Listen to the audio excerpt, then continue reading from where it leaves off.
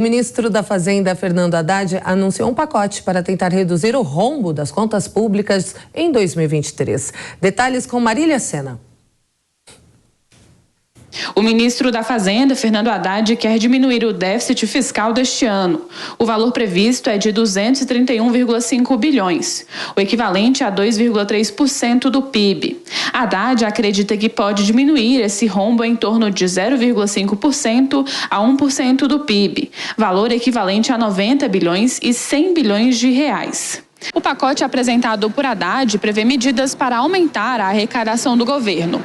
Entre elas estão a volta da cobrança dos impostos federais sobre a gasolina, a redução de despesas e um programa de refinanciamento tributário chamado Litígio Zero. Me parece muito autoevidente que essa é um rumo adequado para a situação que a economia vive hoje. Aproximar a receita da de 2022 como proporção do PIB e a receita, a despesa também. Ou seja, tentar equilibrar o orçamento ainda esse ano, lembrando que nós podemos ter frustrações e que essas frustrações devem ser compensadas por outras medidas à medida que o ano transcorre e que a gente faça o acompanhamento do que está acontecendo. Apesar de anunciar a retomada da cobrança dos impostos federais sobre a gasolina, Haddad vai esperar a posse de Jean Paul Prats na Petrobras para tornar a medida efetiva. O que o Supremo decidiu foi: retira o ICMS recolhido da base de cálculo do PIS/COFINS. Mas o crédito é o crédito do valor recolhido e não do valor da alíquota sobre o valor da nota fiscal com o ICMS. Senão você está se acreditando duas vezes.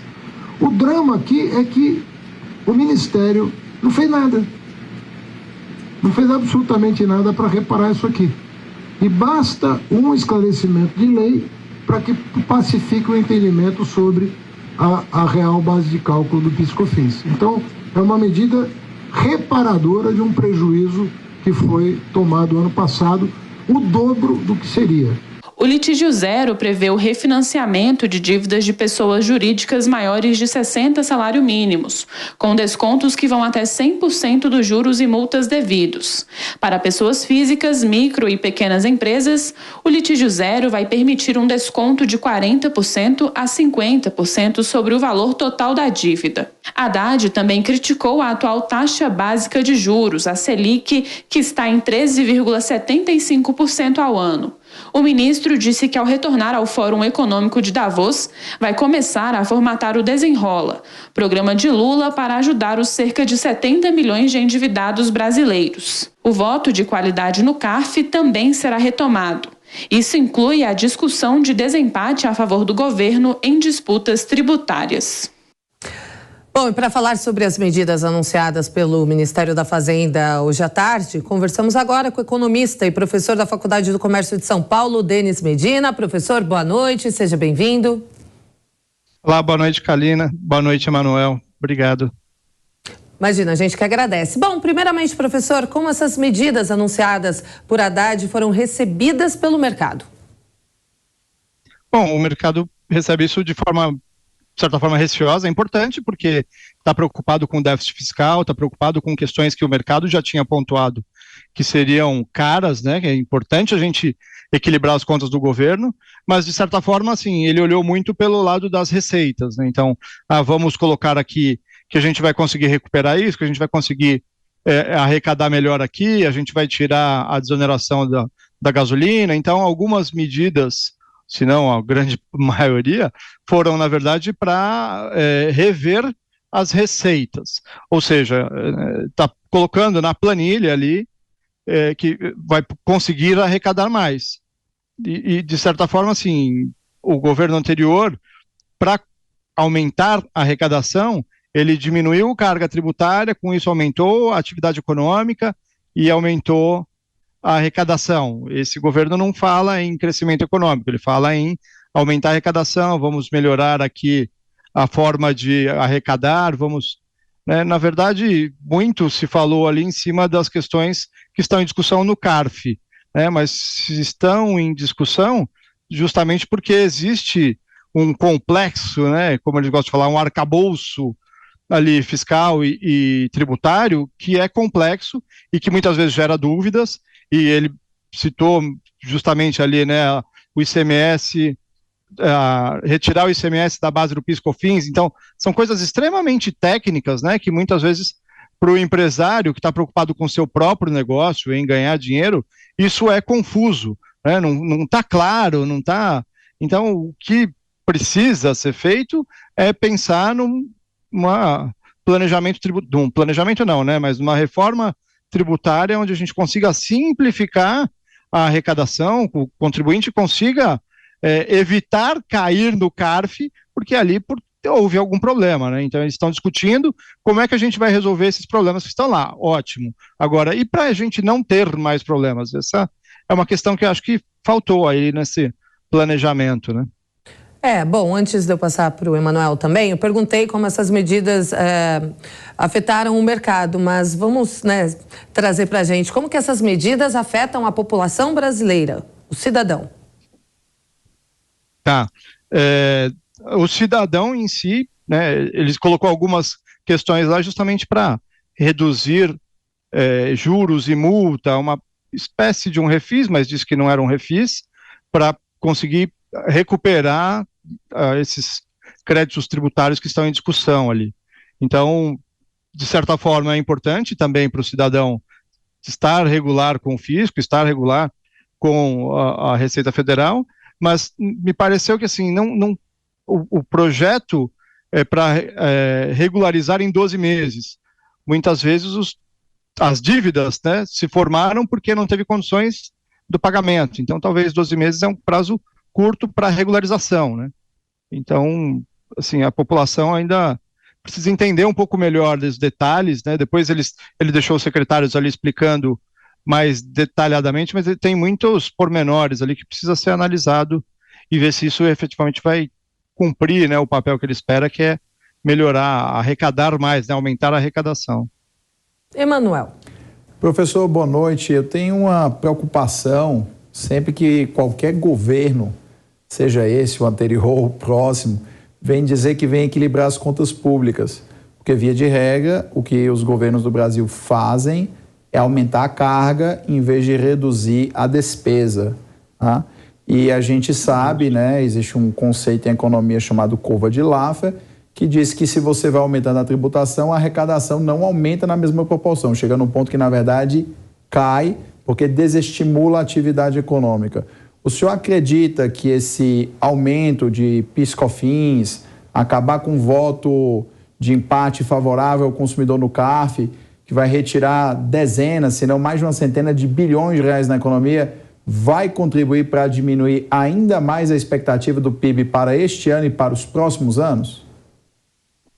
É bem possível, né? Porque justamente, né, o que a gente tinha citado um pouco antes, assim, o governo anterior reduziu um pouco a carga, tirou lá IPI, reduziu o IPI, desonerou alguns outros impostos, e com isso conseguiu estimular a atividade econômica, e com a economia produzindo mais, acaba arrecadando mais, né? Que é justamente o efeito da curva de Laffer. Agora, o que eles falam, o que, né, o ministro tem colocado é simplesmente assim: vamos estimar um aumento de receita.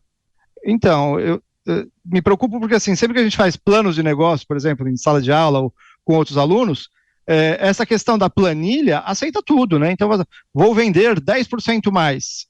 Sim, mas sim, eu gostaria de vender mais, mas como é que isso vai acontecer, né? Então, ele trouxe ali que é simplesmente a recuperação de receitas, aumento de carga tributária. Mas, sinceramente, sim, a planilha aceita tudo. As ações efetivas precisam fazerem sentido para os empresários e para os contribuintes para que eles possam efetivamente contribuir mais, né? Então, essa contribuição precisa vir de resultado da economia real, né? A gente precisa produzir mais para poder pagar mais. Não sei se essas medidas vão estimular uma produção maior para que a gente contribua mais. Não me parece. Bom, e hoje o presidente Lula, ele disse ser preciso construir uma nova narrativa sobre as contas públicas e que o aumento do mínimo não será possível porque o mercado vê o reajuste como gasto e não como investimento. Essas falas, na sua opinião, não contrariam as intenções apresentadas pelo ministro Fernando Haddad? Então, eles tentam manipular essa questão, né, de gasto com investimento, mas assim, investimento traz retorno, né, e gasto simplesmente se gasta, né, então seria quase como um consumo. Consumir um alimento, acabou, né, não, não é um investimento. Agora, investir em educação, treinar, preparar o trabalhador, aumentar a qualidade da educação, isso é incentivo, porque isso é investimento. Porque no final você vai colher isso com uma remuneração melhor, com trabalhos mais qualificados, com a mão de obra que consiga gerar mais, né, aumentar a produtividade. Aumentando a produtividade, você tem retorno desse investimento. O salário mínimo era uma promessa de campanha, que ele ia aumentar acima da inflação. O ministro Haddad até falou assim, mas está 1,4% acima da inflação. Ok, eu acho que não era isso que a população esperava, mas é isso que eles estão nos entregando. Inclusive fizeram PEC da transição justamente para financiar esse tipo de gasto, para financiar outras promessas que eles fizeram, e aí agora na hora de cumprir, assim, veja, a gente tem muitas prioridades, lógico, aumentou o número de ministérios, aumentou gasto efetivo, né, temos uma estrutura maior para carregar, então precisamos acomodar todas essas novas despesas que não tinha no orçamento anterior. Emanuel. Professor, existe uma curva, né? Na verdade um coeficiente, também chamado coeficiente de Engels, é um alemão, mas não é aquele do Marx, né? Que diz, eu sei que o senhor sabe, mas é só para a audiência poder acompanhar, que fala que quanto mais pobre for uma pessoa, maior a proporção da renda dela, ela gasta com comida. E, obviamente, depois ela vai começando a gastar com outras necessidades mais simples. É o tijolinho para completar a casa, é o cimento, aquela televisão, é o sofazinho, aquilo que move muito o mercadinho local, o empóriozinho local, move muito a comunidade em que aquela pessoa mais pobre vive. Então, na verdade, o mercado não enxergaria o aumento do salário mínimo como investimento, já que, pela ideia do próprio coeficiente de Engels, para a gente não complicar com coisas como propensão marginal ao consumo, pelo próprio coeficiente de Engels não seria válido numa população que tem uma renda tão baixa aumentar o salário mínimo, já que é praticamente dinheiro na veia? Sim, ao aumentar o salário mínimo, você está colocando a pessoa com mais dinheiro disponível e, com isso, maior consumo. Né? Não sei se deveria enxergar como investimento, mas existe um retorno numa hora que isso gira na economia, acaba indo justamente para os pequenos comércios, como você disse, e acaba gerando retorno na forma de tributação. Agora, isso efetivamente a gente vai estimular o curtíssimo prazo, né? Eu vou injetar um pouco mais agora de salário e a gente vai arrecadar com consumo na sequência, né? O que eu acho que precisa se olhar como investimento são as questões de longo prazo, assim, preciso investir na pessoa se preparar para poder aumentar seu próprio salário, né, e sair do básico. O que você estava falando ali do gasto básico, né, mais ou menos em marketing, as pessoas usam a pirâmide de Maslow, né, então, assim, com pouquíssima renda, você vai cuidar do essencial, dano fisiológico, é o alimento, pouco de saúde, e conforme vai aumentando a renda, você vai aumentando a qualidade do gasto. Mas, efetivamente, assim, um pouco mais de aumento no salário mínimo sempre é bem-vindo, porque você beneficia os mais pobres diretamente, dinheiro na veia, como você disse, né, na economia, no ato ali. Mas a respeito da inflação, professor, a inflação ela estagnou no Brasil, mas o brasileiro não sente isso no bolso, né? A gente vai no mercadinho, gasta horrores numa compra pequena. Quando que o brasileiro vai poder ter poder de compra? Finalmente, isso ainda deve acontecer agora em 2023 ou não? Acredito que não, porque, de novo, né, estamos colocando o salário um pouquinho acima da inflação, mas assim, a gente passou por um período de inflação muito alta nos 2 anos anteriores, né? Eu me lembro que o IGPM em 2020, no meio do ano ali, logo depois que começou a pandemia, chegou a bater mais de 20%. Então, isso é assim, absurdo, corroeu o poder de compra da população. Mas o que o governo, né, o índice oficial é o IPCA. Então o IPCA vem desacelerando, vem se acomodando, mas o salário já ficou defasado para trás, né? Então precisa de mais aumentos reais para que a gente consiga melhorar o poder de compra da população novamente, né? São dois fatores, assim, não só aumentar o salário na forma real, mas aumentar as oportunidades, né? Nos últimos meses a gente viu o nível de população economicamente ativa aumentando, ou seja, mais pessoas no mercado de trabalho, mais pessoas trabalhando, mais pessoas gerando renda, isso gera mais gasto, né? No final, se tiver mais pessoas dentro de uma família trabalhando, gerando renda, a gente vai melhorar a situação da família como um todo. Então é esse conjunto, né? Precisa aumentar um pouco o salário, mas precisa também gerar, né, mais oportunidades para que mais pessoas voltem ao mercado de trabalho e se coloquem com renda para poder melhorar assim a economia como um todo.